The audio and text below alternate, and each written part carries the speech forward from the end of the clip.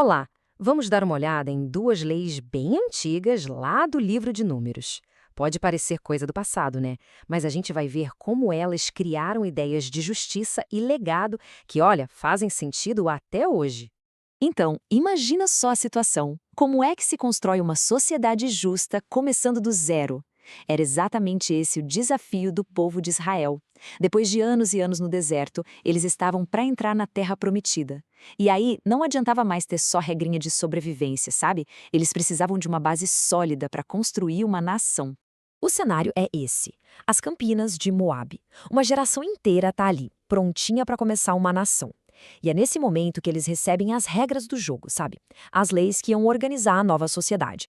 Pois é, o foco mudou completamente. A preocupação não era mais só seguir a nuvem de dia ou catar o maná. Agora a questão era como a gente vai conviver, como resolver as brigas, como criar uma comunidade que seja de fato estável e justa, pensando em quem vem depois. E um dos primeiros grandes problemas que eles precisaram encarar é, assim, uma questão super antiga da humanidade. O que fazer quando alguém mata outra pessoa? Como é que se quebra aquele ciclo de vingança que nunca acaba, sabe? Aquelas brigas de família que se arrastam por gerações?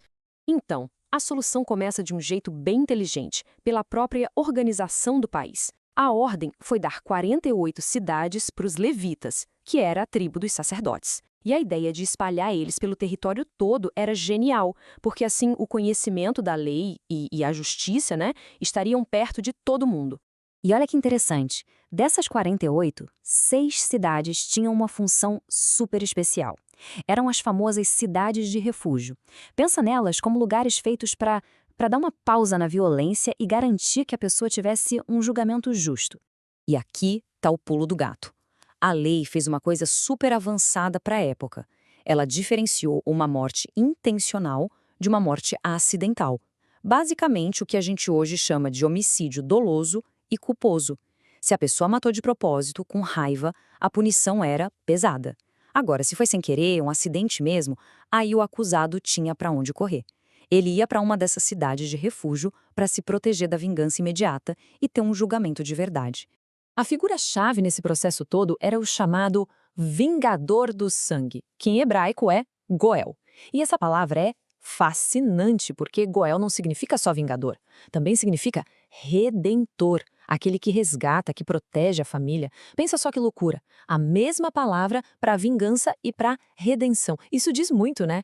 Então, quem cometeu um homicídio sem querer ficava seguro lá na cidade de refúgio, mas tinha um porém. Não podia sair de lá. A liberdade só vinha de volta quando o sumo sacerdote daquele tempo morresse.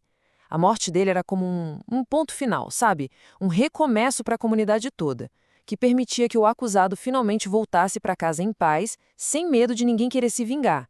Ok, então a gente viu a questão da justiça, mas tinha outro pilar super importante para a estabilidade da nação: a herança. Como garantir que as terras, que eram a base de tudo, da economia, da identidade das tribos, ficassem protegidas? E essa questão veio à tona por causa de um caso bem específico, o das filhas de um homem chamado Zelofiade. Elas conseguiram, na justiça, o direito de herdar a terra do pai, já que ele não tinha filhos homens. Uma vitória e tanto. Só que isso abriu uma brecha inesperada no sistema. O problema era bem lógico, na verdade. Pensa comigo. Uma mulher herda a terra do pai. Aí ela se casa com um cara de outra tribo. O que acontece? A terra dela, por lei, passa a pertencer à tribo do marido.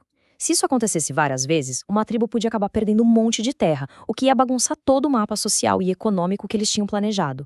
A solução foi bem direta, pensando na estabilidade geral.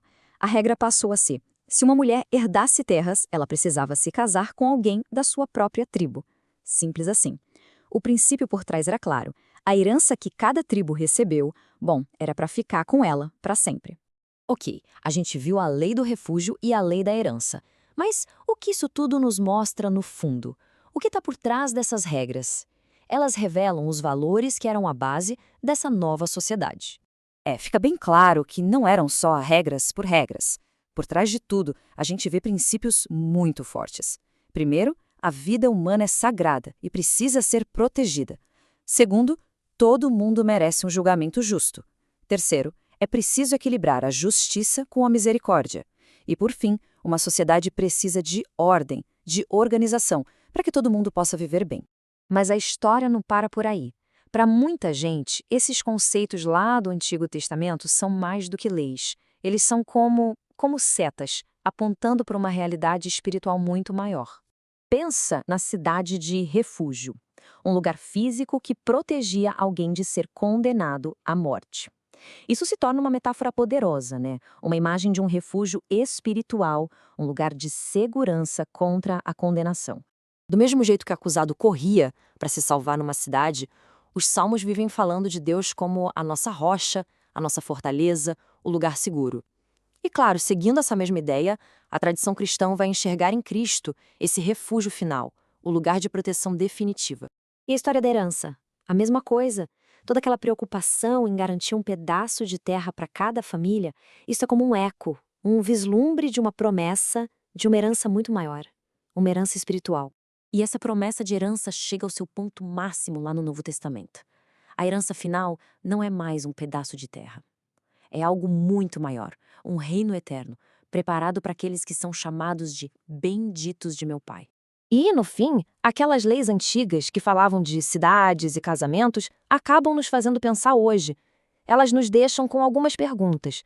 Onde é que a gente busca refúgio quando as coisas dão errado na vida? E que tipo de legado, que tipo de herança a gente está de fato construindo?